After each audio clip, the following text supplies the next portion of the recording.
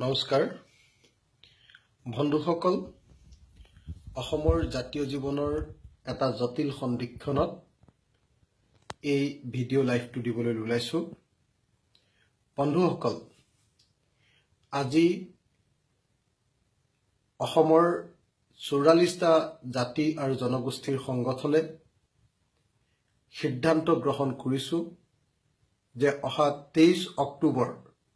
মঙলবাৰৰ দিনা অসম বন্ধৰ কাৰ্যসূচী গ্ৰহণ কৰা হ'ব 2005 চনত আমাৰ কৃষক মুক্তি সংগ্ৰাম সমিতিৰ জন্ম 2005 পৰা 2018 লৈকে যোৱা 13 বছৰত আমি কেতিয়াও বন্ধ ঘোষণা কৰা নাছিলো অসম বন্ধ এই শব্দটো শুনিলে বেয়া লাগে আমি বন্ধৰ বিৰোধিতা কৰি আহিছিলো কিন্তু এতিয়া জাতিৰ স্বাৰ্থত অসমৰ মানুহৰ স্বাৰ্থত আৰু দেশৰ স্বাৰ্থত অৱশেষত 23 অক্টোবৰ তাৰিখৰ দিনা অসম বন্ধৰ কাৰ্যসূচী ঘোষণা কৰিবলৈ বাধ্য হলো কিয় এই কাৰ্যসূচী আমি ল'বলৈ বাধ্য হলো প্ৰথম কথা 23 অক্টোবৰ তাৰিখৰ দিনা যুটীয়া সংসদীয় সমিতিয়ে নাগৰিকত্ব সংশোধনী বিধেয়ক সন্দৰ্ভত চূড়ান্ত সিদ্ধান্ত গ্ৰহণ কৰিব যুটীয়া সংসদীয় সমিতি যেতিয়া অসমলৈ আহিছিল অসমৰ 124টা সংগঠনৰ সন্মুখত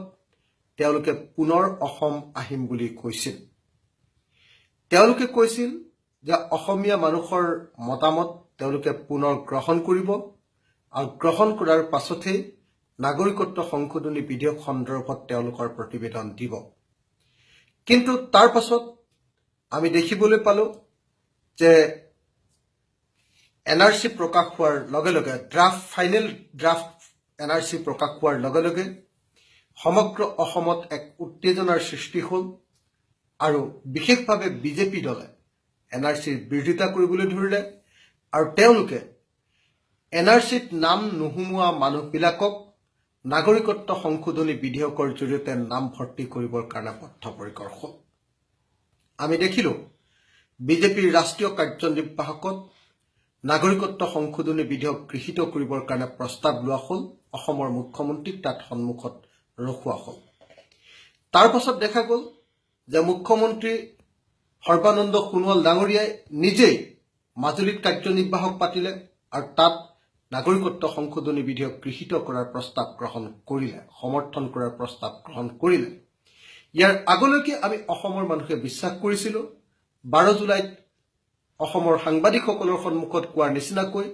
মুখ্যমন্ত্ৰীয়ে অসমৰ জাতিৰ স্বাৰ্থ বিঘ্নিত হোৱা কোনো কাম কৰিবলৈ নিদিয়ে কিন্তু পৰিশেষত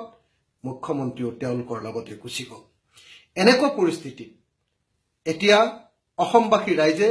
নাগৰিকত্ব সংশোধনী বিধেয়কৰ বিৰুদ্ধে যুঁজ কৰাৰ বিকল্প কোনো নাই এতিয়া যুঁজ মানে কেৱল অসম বন্ধ নিশ্চয় হ'ব নোৱাৰে অসম বন্ধ যদি হয় সেইটো লাষ্ট ৰিসোৰ্ট হ'ব পাৰে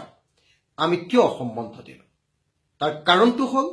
যে 23 তাৰিখে জইণ্ট পাৰ্লিয়ামেণ্টাৰী কমিটিয়ে চূড়ান্ত সিদ্ধান্ত গ্ৰহণ কৰিব জইণ্ট পাৰ্লিয়ামেণ্টাৰী কমিটিয়ে সেইদিনা ৰাইজৰ মতামত লোৱাৰ পৰিৱৰ্তে চৰকাৰৰ বিভাগৰ মতামত লৈ সেই সিদ্ধান্ত ল'ব আৰু তাৰ পাছতে লোকসভা বা ৰাজ্যসভাত সেই প্ৰস্তাৱ প্ৰেৰণ কৰা হ'ব গতিকে সময় আমাৰ নাথাকিব অহা 23 তাৰিখৰ দিনা অসম সম্পৰ্কে ভাগ্য নিৰ্ধাৰণ হ'ব আৰু 23 তাৰিখটো যেহেতু একেবাৰে ওচৰতে পালেহি আৰু ইয়াৰ মাজত পূজাৰ বন্ধ গ'ল ইয়াৰ মাজত আগতীয়াকৈ আমি কোনেও খবৰ নাপালো অকস্মাত জইণ্ট পাৰ্লিয়ামেণ্টাৰী কমিটিয়ে এই সিদ্ধান্ত ল'লে গতিকে উপায়বিহীন হৈ আমি 23 তাৰিখৰ দিনা বন্ধ দিয়াৰ কথা ঘোষণা কৰিলো আমি বন্ধক সমৰ্থন নকৰো বন্ধই ক্ষতি কৰে এইটো বুজি পাওঁ কিন্তু তাৰ পাছতো জাতি দেশ আৰু জনগণৰ স্বাৰ্থত এইবাৰ বন্ধ দিবলৈ বাধ্য হলো গতিকে আপোনালোকক আহ্বান জনাইছো এই বন্ধ আপোনালোকে সমৰ্থন কৰক গুৱাহাটীখন সম্পূৰ্ণ বন্ধ কৰি দিয়া হওক গুৱাহাটীত বহুত প্ৰাইভেট গাড়ী বন্ধৰ সময়ত চলি থাকে আমি আশা কৰিম এইবাৰ জাতিৰ স্বাৰ্থত দেশৰ স্বাৰ্থত জনগণৰ স্বাৰ্থত এইবাৰ বন্ধ গুৱাহাটীত সৰ্বাত্মক হ'ব আমি আশা কৰিম পাহাৰ ভৈয়াম সকলোতে এই বন্ধ হ'ব ব্ৰহ্মপুত্ৰ বৰাক উপত্যকা দুই ঠাইতে বন্ধ হ'ব আমি আশা কৰিম অসমৰ মানুহ ৰাজপথলৈ ওলাই আহিব আৰু অসমীয়া জাতি জীয়াই ৰাখিবৰ কাৰণে সিদ্ধান্ত ল'ব RSS আৰু বিজেপিয়ে আইন সলনি কৰি প্ৰয়োজন হলে সংবিধান সলনি কৰি অসমলৈ বিদেশী আনিবলৈ সিদ্ধান্ত লৈছে বহুতে কৈছে যে আমি হিন্দু বাংলাদেশীৰ বিৰোধিতা কৰিছো কিয় কেৱল নহয়